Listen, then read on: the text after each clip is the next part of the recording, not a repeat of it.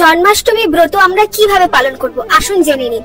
তো জন্মাষ্টমী পড়েছে এবছর 26শে অগস্ট, তাই আপনার আগের দিন থেকে কোনো রকম কোনো আমিষ আহার বা পেঁয়াজ রসুন এগুলো কিন্তু গ্রহণ করা চলবে না।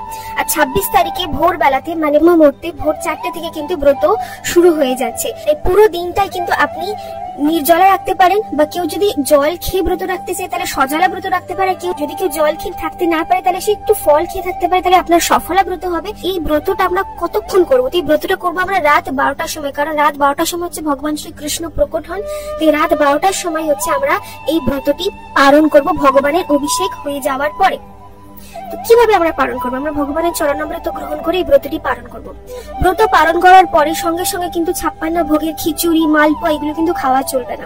ব্রত পালন করার পরে একাদশীতে আমরা যে সমস্ত আহার গ্রহণ করি, যেমন ফল, দুধ, সাবুদানা, এগুলো কিন্তু আপনি গ্রহণ করতে পারেন। আর তার ঠিক পরের দিন মানে 27 তারিখে, জন্মাষ্টমীর পরের দিন 27 তারিখেই আপনি সকালের দিকে মানে 7টা-8টা নাগাদ আপনি অন্ন সেবন আপনি করতে পারেন। তো এইভাবে আপনি এবছর জন্মাষ্টমী উদযাপন করতে পারেন। ইনফরমেশনটা যদি আপনাদের ভালো লেগে থাকে তাহলে যার আগে এবার হরে কৃষ্ণ